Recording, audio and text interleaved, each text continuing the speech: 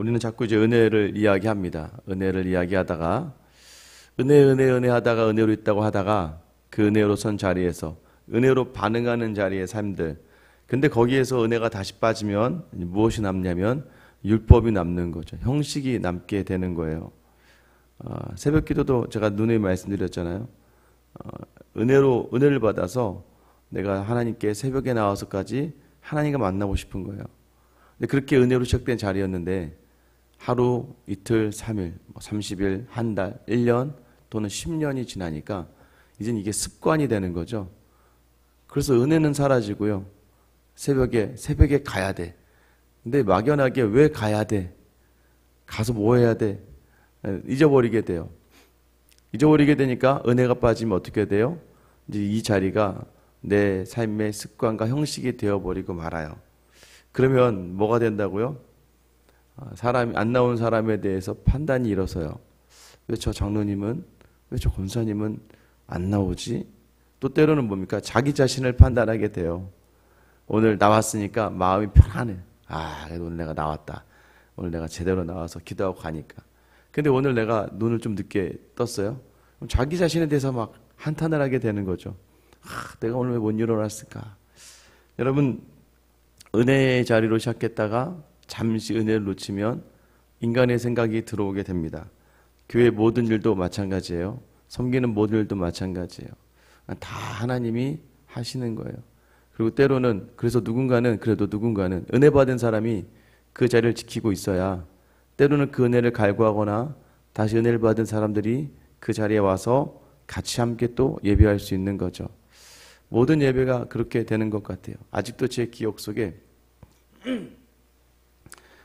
처음 모교에서 이제 제가 청년이 되었고 중고등부 때도 찬양인도를 했었고 청년부도 찬양인도를 하니까 담임 목사님 사모님께서 저에게 오셔서 그때는 청년이었으니까 재윤아 네가 오후 예배에 찬양을 좀 인도해 주면 안 될까? 근데 그때 당시 그 교회에 오후 예배가 찬양을 한다는 그런 개념이 없었어요. 처음에는 저도 아무리 생각해도 매주 오후마다 청년이 오전 예배도 드리고 놀러 가기 바쁜데 오후 예배까지 남아있는 게 좀 부담이 돼서 제가 사모님께 사모님 저는 딱 1년만 할게요. 1년만 해보고 그때 다시 얘기하시면 될 것 같아요. 처음에 찬양하러 갔는데요. 예배 한 20분 전부터 찬양하러 갔는데 정말 찬양인도한 그리고 제가 오후 예배 반주하는 저희 청년부 누나 하나 그리고 제 청년부 후배인데 월십하는 후배 하나 그러니까 셋이 저는 노래하고 얘는 월십하고 이제 선배 누나는 피아노를 치고 그리고 딱 여기 자리에는 딱 권사님 한 분 미리 한 20-30분 전 나와서 기도하시는 권사님 한 분 이렇게 예배가 시작된 거예요. 근데 여러분 정말 그래서 저는 그때부터 좀 단련이 된 것 같아요. 좀 그나마 이 권사님 한 분하고 4시 찬양을 시작한 거예요. 근데 매주마다 20분 전부터 그렇게 계속 그 자리를 지키다가 저도 참 재미있었던 게 1년밖에 못할 것 같았어요. 그리고 오후에 그렇게까지 하고 싶지는 않았어요. 그런데 너무 놀라운 게 그 예배의 자리를 제가 신학을 하러 나오기까지 한 5년 정도를 매주마다 찬양인도를 한 것 같아요. 매주마다 즐거웠던 이유는 그렇게 한 명으로 시작된 권사님의 자리가 나중에는 한 150명, 200명이 먼저 찬양의 자리를 찾아서 오셔서 먼저 찬양을 하는 시간을 가졌어요. 그리고 이제 월십도 한 자매들도 한 4명 정도 늘어나고 드럼에 기타의 세션도 자연스럽게 늘어나고 그 시간을 돌아보면 그래도 5년 내내 은혜였구나. 찬양하는 저도 즐거웠고 또 우리 어른들도 장년들도 정말 요즘에 아이들이 부르는 CCM도 불러보기도 하고 찬송가를 부르면서 박수치기도 하다 보니까 그 자리가 채워지는 거죠. 그런데 이제 제가 나오고 나서 얼마 뒤에 다시 바라보다 보니까 누가 이제 이걸 하느냐 하다가 보니까 요 근래는 다시 처음처럼 돌아간 듯한 느낌이 가끔 예배 보다가 느껴지더라고요. 여러분 오늘 본문의 말씀에 17절 말씀이 이렇게 시작하죠. 만약 우리가 그리스도 안에서 의롭게 되려 하다가 죄인으로 드러나면 그리스도께서 죄를 짓게 하는 자냐? 결코 그럴 수 없느니라. 여기서 지금 그리스도 안에서 의롭게 되려 하다가 이 의미는 베드로가 우리가 지난주 말씀에 어떻게 나누었어요? 베드로가 이제 이방인들과 식사를 했단 말이에요. 이방인들과 식사하는 자리는 율법에서 금지하는 거지만 예수님이 이 땅에 오신 이후에 예수님이 창녀와 세리와도 식사를 하셨고 또 이방인을 만나 고쳐주시기도 하셨어요. 예수님께서 막힌 담을 모두 헐어버리셨다.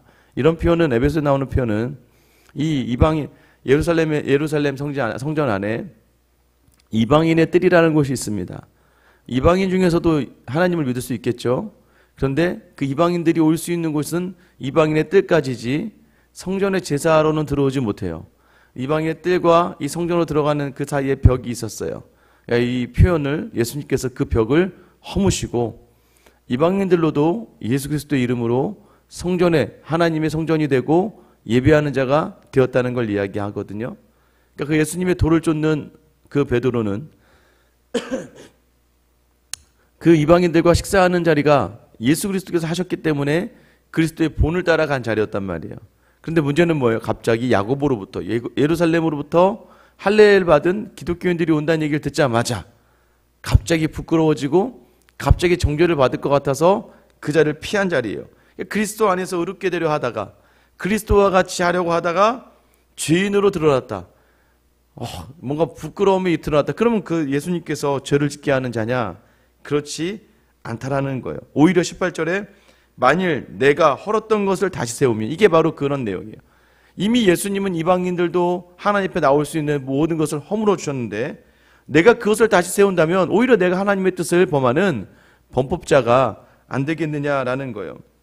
그래서 바울이 19절에 내가 율법으로 말미암아 율법에 대하여 죽었나니 이는 하나님에 대하여 살려 함이라. 여러분, 율법으로 말미암아 율법으로 죽었다. 이 얘기는 뭐냐면요. 이 단어 앞에는 왜냐하면이라는 게 있어요. 내가 범법자가 되냐면 이미 내가 율법으로 이미 죽은 사람이다라는 거예요. 이 얘기는 여러분 십계명 생각해 보세요. 나 외에 다른 신을 내게 두지 말라.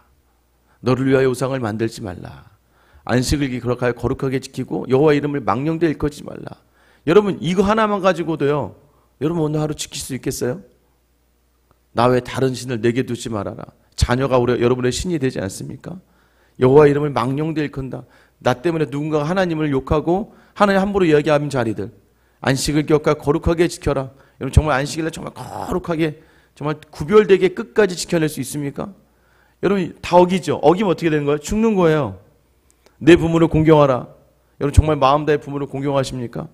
살인하지 말라. 마음으로 다른 사람을 향하여 욕을 하는 자마다 다 살인하는 자니. 간음하지 말라. 음욕만 품어도 다 간음하는 자니. 여러분, 도둑질하지 말라. 여러분, 이미 세상의 것에 대해서, 여러분, 내가 족한 것 외에 또 다른 사람의 것을 구하는 자리들, 시기하지 말고 질투하는 자리들, 십계명의 말씀만 갖다 놔도요, 내 이웃의 것을 탐내는 것, 이웃과 비교하는 것, 여러분, 우리는 하나도 지킬 수 없다고요. 그러니까 이미 율법에 대해서는 우리는 죽을 수밖에 없는 존재라는 거예요. 율법은 뭐예요? 십계명은 우리가 죽을 수밖에 없는 존재라는 것을 오히려 우리가 여실하게 드러나는 자리가 된다는 거예요. 그러니까 율법으로 말미암아 우리 율법에 죽은 거예요. 그래서 우리 죽었는데 오직 우리가 살 수 있는 방법이 뭐예요? 하나님에 대해서만 살게 하란다. 하나님에 대해서만. 뭐예요? 진정한 사랑의 하나님. 하나님의 그 사랑과 그 사랑의 도구가 되어주신 예수 그리스도의 십자가가 아닌 이상은 살 수 없다는 걸 알게 하기 위해서. 그러니까 여러분, 우리가 다른 사람들에 대해서 교회 신앙생활 하면서, 여러분, 우리가 자유해야 된다는 게 뭐냐면, 그래, 너도 그렇지, 나도 그렇지, 다 하나님의 은혜지, 모든 것이 은혜지 라고 자기 자신을 돌아보는 자리가 되어야 된다는 거예요. 뭔가 자꾸 기준을 정하기 시작하면요, 자꾸 무너지게 되는 겁니다. 이제 아직은 담임 3년 차밖에 되지 않았지만 마음에 이제는 괜찮은 것 같아요. 뭘 해도 이게 점점점 뭔가 이렇게 착 되어져 가는 것 같다가 이렇게 느낄 때가 있어요. 내가 많이 성장했구나. 내가 많이 이제 조금 더 목사로서 뭔가가 좀 인자한 목사, 좀 여유가 있고 좀 넉넉해지는구나라고 생각하거든요. 근데 가끔가다 이렇게 머리를 감거나 이렇게 보다 보면 양쪽에 머리 안에 여드름이 많이 났더라고요. 그게 스트레스 받으면 난대요. 그래서 그게 많이 나 있더라고요. 그러니까 그러다가도 괜찮다가도 여전히 내 안에, 육체 안에 거하고 있는 내 안에 또 무언가하고 계속 다투고 싸우는 자리가 되는구나. 그런데 자꾸 이게 율법으로 가다 보면 답이 나오지 않는 거예요. 그러나 은혜로 가다 보면, 그래서 20절 말씀 우리 같이 한번 읽어볼까요? 2장 20절입니다. 시작. 내가 그리스도와 함께 십자가에 못 박혔나니 그런즉 이제는 내가 사는 것이 아니요 오직 내 안에 그리스도께서 사시는 것이라.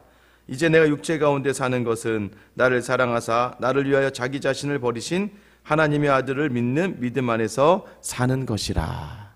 여러분, 이 말의 의미가 무엇일까요? 이제는 내가 그리스도께 십자가에 못 박힌 거예요. 그래서 내 안에 그리스도께서 사신다. 그러니까 내 안에 모든 자리는 그리스도를 따르는 자리다. 어제 우리가 그 말씀 나눴던 게 뭐였어요? 하나님께 복음에 합당한 삶, 그리스도의 복음에 합당한 삶. 그러니까 그리스도가 내 안에 사는 삶의 특징이 뭐라고 얘기했냐면 하나 되어야 된다. 그리고 모든 상황 주님이 주셨으니까 두려워하지 말아야 된다. 또 하나는 무엇이었습니까?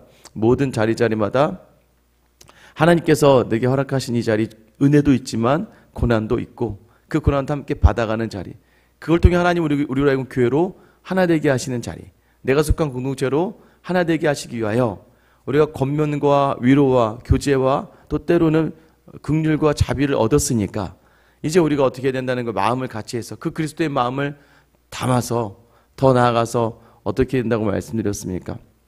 우리 삶의 자리에서 다른 사람을 나보다 낮게 여기고, 그러니까 하나님의 사랑은 공동체를 향할 수밖에 없으니까 더 나아가서 나를 돌보고 나의 부족함을 채우고 더 나아가서 다른 사람의 일들까지 채우면 내가 하나님의 기쁨이 되는 거다라고 어제 말씀을 나눴죠.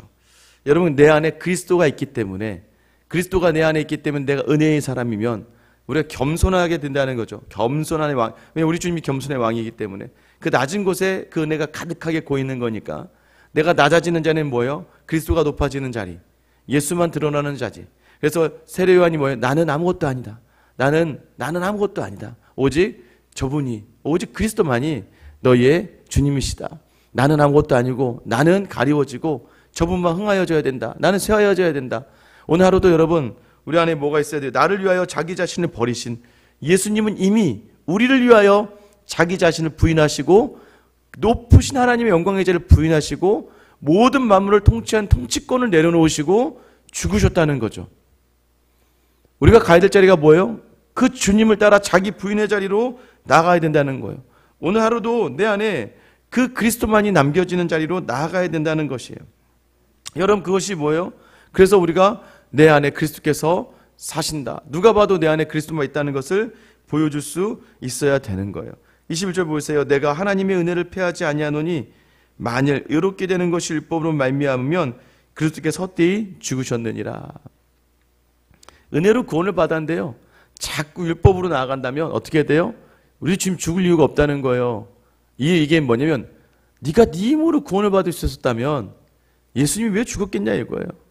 여러분, 신천지가 항상 하기한 거예요. 14만 4천에 들어가야 된다. 근데 14만 4천에 들어가려면 어떻게 해야 된다? 전도해야 된다. 뭐 해야 된다? 뭐 헌금해야 된다. 뭐 해야 된다? 봉사해야 된다. 자꾸 열심을 강조하면서 서열을 세우기 시작해요. 넌 들어왔네? 넌 안 들어왔네. 넌 들어왔네? 넌 안 들어왔네. 이걸 누가 판단하는 건지 정말 모르겠어요. 여러분, 자꾸 율법을 따라가게 되면 행위와 공로가 구원의 자리로 된다고 하면 여러분, 그 기준이요, 보세요. 이단이 그러는 거예요. 14만 4천 이미 예전에 채워졌다고요. 그럼 어떻게 해요? 이제 자기들 먹고 살아야 되니까 자기들 거짓이라는 걸 드러나지 않고 싶으니까 더 거짓을 만들죠. 그 기준을 높여요. 여기까지 신천지 가입했다고 이제 하늘나라 가는 게 아니다. 더 이제 기준을 올리는 거예요. 더 기준을 올리는 거예요. 그러면 그 기준은 끝이 없어요. 죽을 때까지 끝이 없는 거예요. 여러분도 그러지 않습니까? 우리의 행위와 우리의 공로가 기준이 된다면, 만약에 목사인 제가 제 기준으로만 다 잡아버린다면 어느 성도가 참 믿음의 성도가 되겠습니까? 이 새벽에 나오신 여러분들이 기준을 잡아버리면 우리의 교인 중에 한 80%는 80%가 뭐야? 90%는 다 믿음이 없는 거잖아요. 그럼 그분들 다 구원을 받지 못하고 그분들은 항상 하나님 앞에서 죄인이고 항상 하나님 앞에 온전히 서지 못하는 사람들일까요? 각양각색의 은사와 은혜대로 각양각각의 주어진 상황대로 하나님이 우리는 모든 사람을 다 동일한 은혜로 부르셨고, 그 은혜로 부르신 사람은 하나님 반드시 이끄셔서 구원의 자리로 인들어 가신다는 거죠. 그래서 은혜는요, 서열이 아니에요. 은혜는 은혜를 놓치면 자꾸 기준으로 나아가게 되는 것이죠. 오늘도 마찬가지입니다. 우리가 선 자리 은혜의 자리예요. 은혜의 자리는 뭐만 드러나면 돼요? 내 안에 그리스도만 드러나면 되는 자리예요. 여러분 가정에 가셔도 내 그리스도 안에 있는 육체에 있기 때문에 육체의 법과 성령의 법이 싸울 수밖에 없어요. 근데 싸우는 그 과정에서 여러분 하루라도 성령이 이기는 습관을 가지는 거, 성령을 통해 조금 더 나아가는 것. 그래서 오늘도 지난주 월요일과 다른 월요일이 되기를 축원합니다. 지난주 한 주와의 삶과 조금 더 다른, 주님이 조금 더 기뻐하실. 그러니까 우리가 한 번에 바뀔 수는 없어요. 성화는 천천히 서서하게 가는 거거든요. 서서히 가는 거예요. 이전에 내가 그렇게 기도를 하고 어제 주일 그렇게 예배를 드리며 아멘을 외쳤음에도 불구하고 여전히 내 안에서 바뀌지 않고 기쁨이 있지 않고 여전히 내 안에서 만족이 없고 감사가 없다면 여러분 우리 뭐가 문제라고요? 다른 사람을 보다가 기쁨의 자리가 무너진 거라고요. 내가 하나님의 기쁨이 되면 하나님은 나와 하여금 큰 기쁨과 만족으로 채워주시는 걸 자꾸 놓치니까 오늘도 이 시작하는 하루에서 오늘 들어가시는 가정에서부터 직장과 사업과 하루를 마무리하는 자리까지 내가 하나님의 기쁨의 자리로 서 있는가? 내 안에 그리스도가 드러나지고 있는가? 입을 열 때마다 그리스도가 좋아하시는, 예수님이 좋아하시는 말을 하고 있는가?